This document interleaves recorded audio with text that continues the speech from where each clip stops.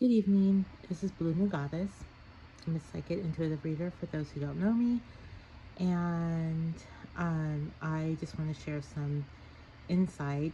Also, for who doesn't know me, I mostly speak about the twin flame journey because I'm on it. And it's a crazy journey and it's fabulous. I've been on it for almost 4 years. When I first ended up on it and discovered that I was on this journey, there's a new crystal I bought and love it. And when I heard people being on it for however many years, I thought, that better not be me. Like, no way. I just want to be with this person. I love this person. I'm drawn to this person for some reason. I really want to be with him, and he's being an asshole. So how do I get through this? How do I get through it fast? 3 years later, 3.5 years. I can almost say 4 years. Honestly, it's so, I'm in such a great place. It's a great place. It's not where my friends can look and be like, oh, if they're not on a twin flame journey, some of them are, but if they're not, they'll look and be like, this is your ideal relationship. I don't get it, because it's so different.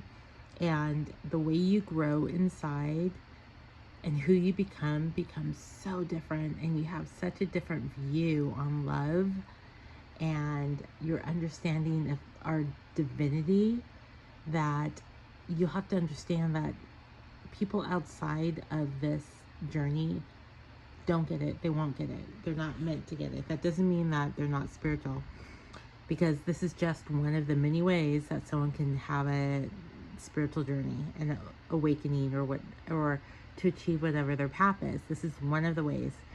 I don't know if other ways are more difficult, but this is, in the beginning, a very difficult way. 3 years into it. Now, my partner and I, my divine masculine, we are pretty much in, as I would say right now, a union, because he doesn't separate from me anymore. He doesn't run as hard anymore. He still runs a little bit here and then. But when he runs, here's what I recognize.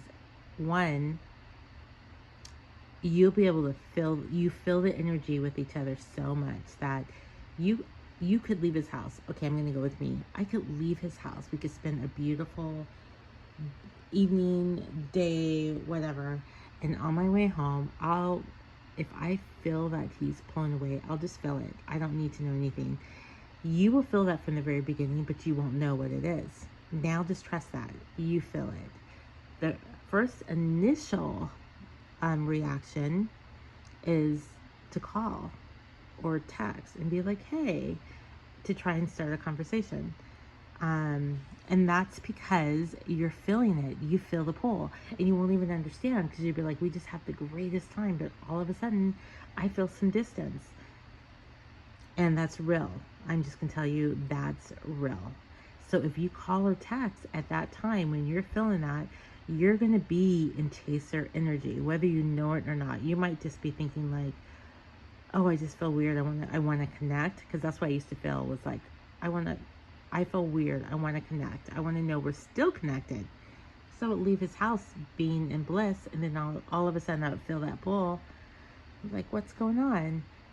You just feel it. So I call and I want to connect, and I come up with any damn reason, oh, I got pulled over, leaving your house, whatever. Any reason to call. Well, he feels that energetic anxiousness. So that increases the pull, by the way.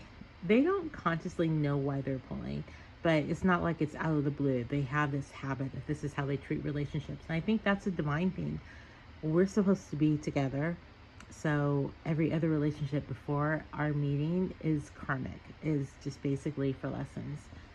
Then we end up in this relationship, and it doesn't mean that we don't meet other people in it, because over the 3 years, I probably dated or had a couple interests, and maybe gone on 1 or 2 dates, maybe 5 people. So in the separations, obviously, because you're used to being able to just bail, like, oh, this guy treated me this way, I'm out. Not with this connection. But so don't feel bad when you're like, why am I thinking about him? every single fucking day.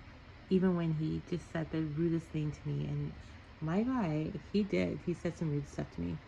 Now he even admits that he's sorry for saying that. He does know now that there's something between us, something special. He doesn't deny it. I don't think he knows that the term twin flame, or wants to believe that yet, because I did at one point tell him that's who we are, and he's like, yeah, no, I don't think so. And he's spiritual, by the way. He studied metaphysics. He was raised in a spiritual family, so that part of the journey where they say one is spiritual, one is not, that's not necessarily true. As I've grown on this journey, mentally, he knows things before I get there. But I would say he doesn't integrate the learnings. So we're at the stage of our relationship where we talk about that. I'll be like, I told him recently, like, hey, things you've done made it seem like you're just very 3D, but you know all this stuff as I've grown to learn it, but you've acted in this way. And he laughed. He's like, yeah, you may be right. Okay, this was 3 weeks ago. I'm going to jump forward. We had a great time 2 weeks ago. The closest, and like, we have just been in such a great place. He's been pursuing. I thought this was it. Like, we're like headed to the altar or whatever. Planning vacation time and everything. It's been good. And we spent a whole day and night together. And then on the way home, before leaving him, I got anxious. I got impatient. I got like, I want this. I want to be married. I want to stay at his place. I want to move in with him. These are things going through my head, and I was thinking, like, he has to be feeling this way. I just have to bring it up. So as he walks me to my car, I kind of go, I don't want to leave. So simple, right? Those 3 words. It can come any kind of way, but the energy I was projecting was, I don't want to leave. I want all I just said. I want to move in with you. I want to marry you, blah, blah, blah. Because I was in that place. He pulled so fast. I knew he pulled on the way home. And I was like, there's no way. We've gone months and months and months with everything being great. So he pulled. I felt it. I got home. I texted something stupid. He didn't respond. 2 days later, he calls to tell me he got some insurance bills in the mail for all his properties, and he's going to have to move to a different state to save money to get himself out of the hole. I kid you not. I was like, are you freaking kidding me? And for a minute, it brought me back to a year ago. 2 years ago, a year ago, when I was not used to it, when I was like, how is this happening? We just had a great time and you're breaking this off. But I was able to stop that energy pretty quickly. I let myself feel it. I was disappointed. I let myself feel the disappointment. I let myself say, I don't deserve this. I deserve better, because it's true. Because in the journey, one of the main things is you learn to love your freaking self, because you're allowing your truest self to come out. But then I was like, what is this showing me about me? Because I have been in this long enough. I've been working it long enough to know that when they pull, look at what is being used as the excuse, and then see how it's reflecting you. See how it's your mirror. So I did that. And the deeper you get into the journey, the harder or the deeper the work is. So it wasn't like back in the days, like a year ago, I know right away what it was and I could work on it. This took me about 2 weeks to really get down to what it is and what he told. So he pulls and whatever, but he doesn't pull as far as he used to. So we still stayed in communication. So he would call me, and he just needed me to recognize that this is different than what he used to do. Okay, it's true. He would disappear on me, and now he's like, no, I have to move. And he was open to, well, let's talk about this. Let's see if there's other options. He was open to that. Super surprised. We talked multiple times, but what he felt was being in a relationship is a luxury. And if I'm not in a financial position where I can support that luxury, it can't be the priority. And he's told me that before, but I never understood it. It didn't sink in. And my opinion of a relationship is you need to be in a relationship to be at your fullest potential. So a day or two later, when everything sunk in, I was fine because I understood this. And then I was like, wait a minute, we are literally, this is where the mirror was reflecting. He wasn't confident in himself to say, I'm good enough, I could be in a relationship. He's looking to the outside being like, I need this amount of money, I need this, this, and that before I can do the relationship. And for me, I'm like, I'm not good enough. I can't do these things without someone else in it with me. So it's the not good enough part that was the common. It was a thing that had to be worked through. I can't come up with the words at the moment. So I started focusing on that, and that's not an easy one, but I did multiple meditations, guided meditations, downloads, everything. But once I realized, even just sometimes realizing what the thing is that you have to work on, I don't want to say negative part of you, or whatever it is that's blocking you from being your highest self that you need to work on, whatever's blocking the relationship that you need to work on, acknowledging it multiple times to yourself, meditating on it, praying on it, then spirit will come in and say, this is what you need to do, or spirit solves it for you. Spirit heals. It's not you. You never heal yourself, by the way. Spirit heals you. It's when you go and you acknowledge, like, okay, yes, this is where I'm not divine in this action, and they heal it, or this feeling. As soon as that happened, he's inviting me up to see him, and we spend a great day together. By the way, I knew from the whole time that he wasn't leaving. I'm at the point of, I'm doing reading, so obviously I know my psychic abilities. So I knew he wasn't leaving. I was just hurt that we were looping again. And we didn't loop as bad, but I really was hurt we were looping again. I was sure that we were almost like tying the knot. So that's where we are. We looped. He was moving. We were talking about it multiple times. He said he would always think about what I said and think about other options. But for the most part, for 2 weeks, he was set on moving.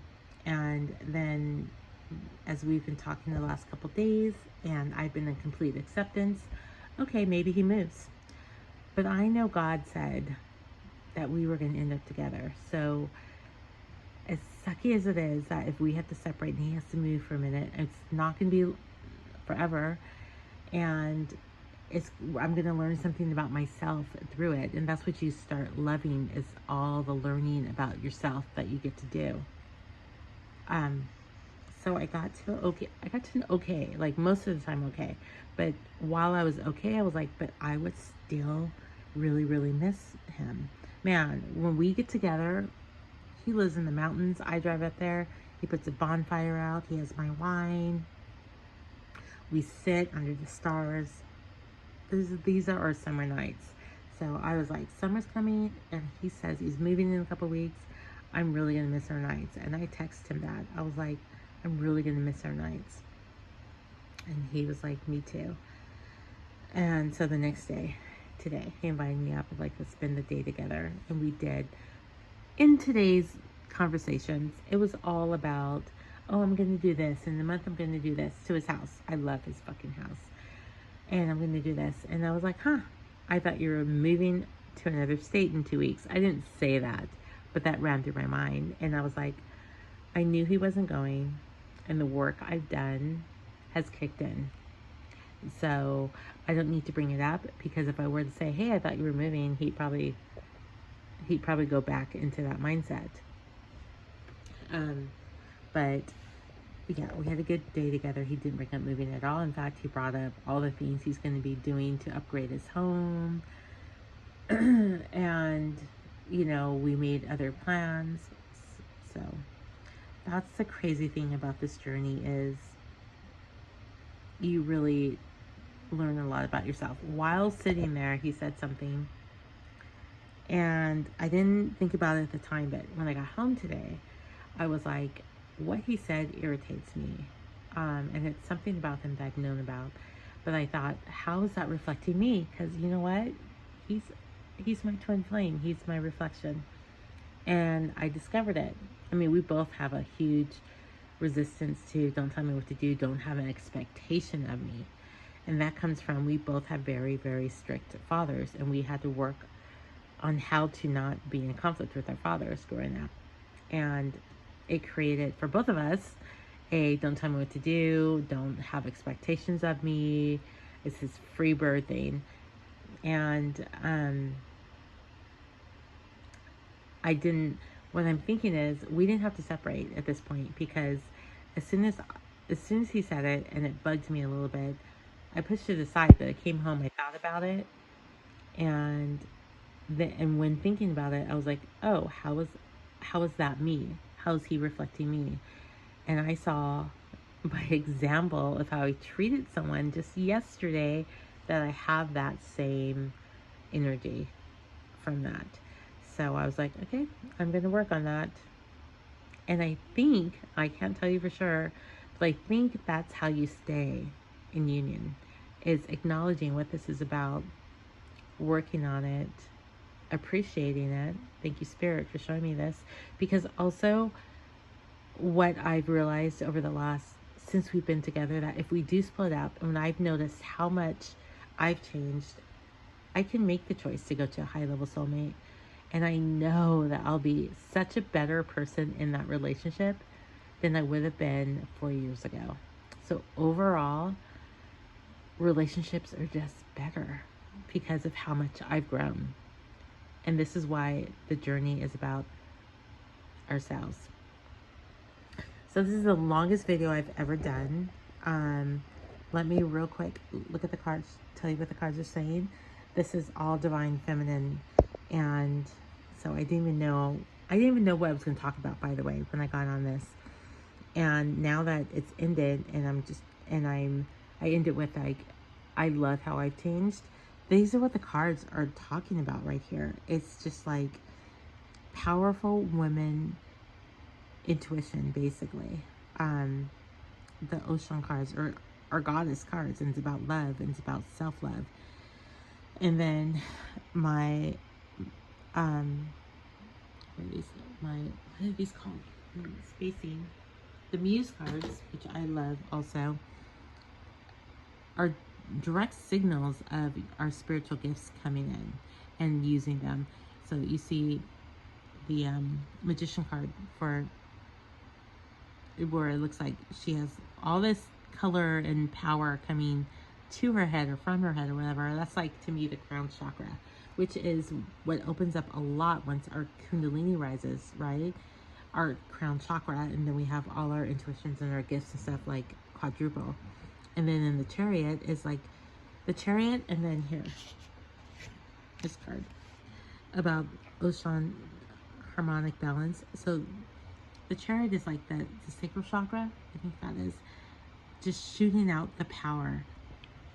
As a divine feminine, we have a tendency to be in our upper chakras, so we need to balance. Our journey is to balance out, to get into like our masculine energy, balance it with our feminine. And the sacral chakra is like kind of our financial power, our power on this world, you know, not just in the spiritual realm, but on the earthly planes. And that's about the balance there. And, you know, then I pulled inspiration. And that's I feel inspiration is all about like we're meant to become more authentic. And whatever we're inspired to, when I go in meditation and if I get a spontaneous inspiration, I follow it. That's been the best decision of this journey. It's not the best, it's not the only, but whatever. And there's the wine for tonight. I'm a wine drinker. So sorry. I just have to be authentic. Crossroads. We're always on crossroads with this journey. Do we go back into ego? Do we go into ego? We could always be like, this journey is not what I want. I want a soulmate. And I actually thought about it today, so I think that's why I pulled that card. It was kind of like, as much as great as it is, I realize that I can't jump 10 feet into the future with this dude. I can't hold on to those expectations. And do I want that? And I feel like it's okay right now to think about your options with at this stage, or the crossroads at this stage, because you've done the work. You're amazing. And that's what the cards are saying. You're amazing. Look at, you have so much in store for you. You're the Queen of Cups right now. You're the fucking Queen of Cups. I don't even like to curse, but I'm excited about this reading. You got places to go. You're basically royalty, and you just have like abundance coming in. So I'm going to end on that note. And this is the longest video, like I said. If you would like a personal reading, my website is bluemoongoddess.net. I will type it in the description. Feel free to book a call. I like to do calls, but if you want a text reading, that option's up there. Or if you want me to send you an email, I can do that too. But calls are the best, because if I'm talking to you, then we connect completely, and I get your energy, and I see the energies around you and whoever we're talking about. It's just so much easier that way and more accurate. But anyway, have a great night. Okay.